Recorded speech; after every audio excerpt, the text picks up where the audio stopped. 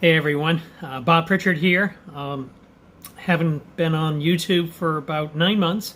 I think it was probably October where I recorded my last video after exiting the PCT with injury. So wanted to give an update and tell you about my hiking plans for 2023. Currently it's mid-August and I'm leaving tomorrow for the Long Trail in Vermont. But first, let me give you a bit of background of what's been going on for the last 9 months. I got off the trail. I was at Kearsarge Pass. I was doing a flip-flop on the PCT, and I was on the Sobo phase. And I was at Kearsarge Pass at about 11,000 feet. Knew the weather would be a little bit tough. It was early October, and the area Sierra had been closed for about four weeks because of fire and smoke. So got back on the trail. There was a forecast of 1 to 2 inches of snow. I thought I could handle that. Ended up being a blizzard, high winds. They had to shut down the highway thousands of feet below because dozens and dozens of tractor trailers were flipped over from the wind. And the wind indeed was what affected me. I got picked up and thrown, broke a rib, damaged the tendons in my fingers. Took about 6 weeks for the rib to heal.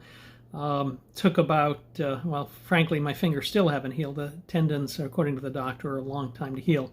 So I did retreat from Kearsarge Pass, and there was just way too much snow, and I'd missed my opportunity to finish the last, I think it was about 75 miles or more of the Sierra.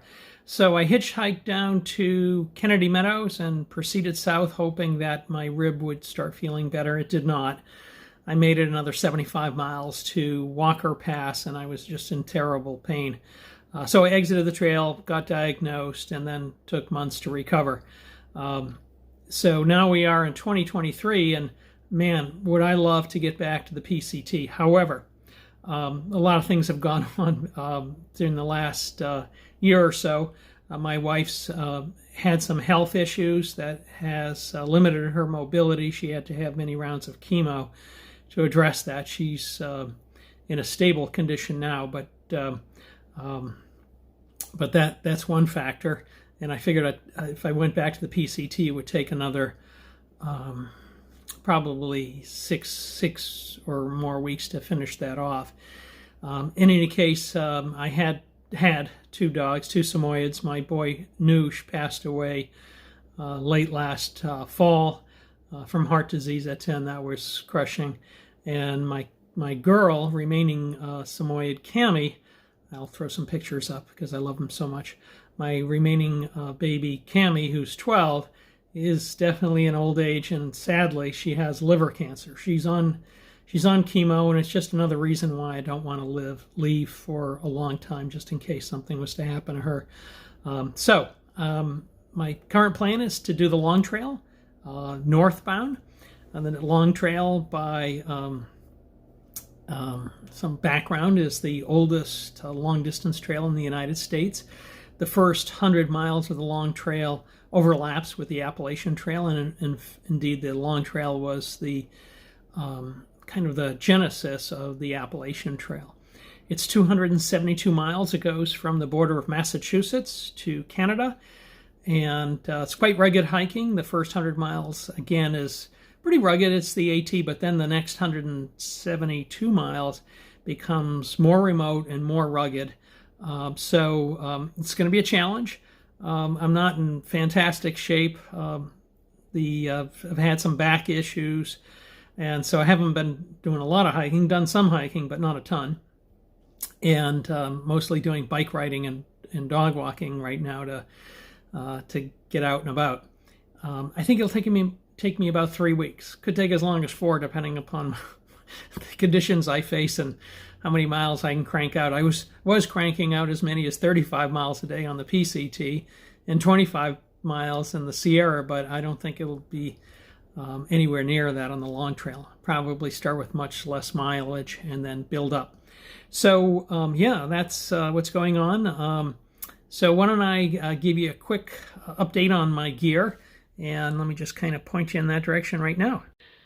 Yeah, so there's all my gear laid out on the floor, and it's kind of a messy condition. I'll pack it all up momentarily, but A lot of the stuff is a repeat from past hikes on the Appalachian Trail and certainly the Pacific Crest Trail. Let me kind of go through some newer things. This is what's called a rat sack. There's a lot of mice and rodents on this trail, and this is a stainless steel mesh bag that you put your food bag into. That's my OpSac odor-proof bag along with about 5 days worth of food. Weighs about 8 pounds. I've got it outside of there now because it's a little abrasive. I'll only put it in there when I'm hanging this up at night. This weighs about 8.5 ounces. It's pretty light, but it weighs something. It doesn't stop the bears, but it will stop mice and other rodents from chewing into your food. So I thought I'd give that a try. And then just moving along, all my standard stuff. There's my clothing bag, my toiletries, my electronics, all the same electronics as past hike, a Nightcore 20,000 milliamp battery. There's my water system. It's a Sawyer with a knock bag and a Toke's container with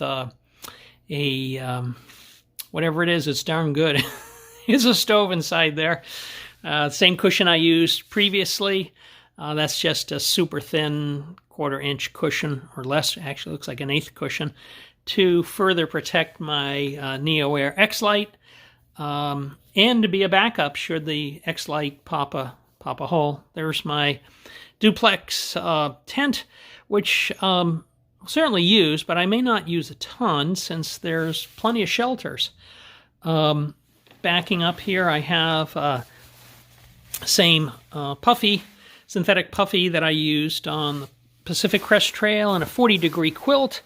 Some people have told me that's a little lightweight and that I should consider something heavier, but I'm going to roll the dice. I think the lowest temperature should be in the mid-40s.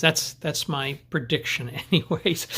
Here's my new pack. This is all brand new, and this is Superior Wilderness Design.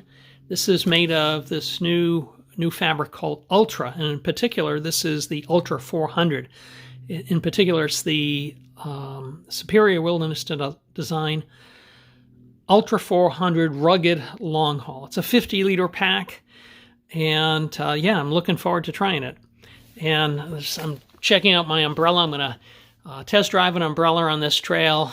Haven't used that much in the past, but it rains a lot in Vermont, and in particular in the mountains. So let me just kind of go through some weights. That pack, by the way, weighs about 2 pounds.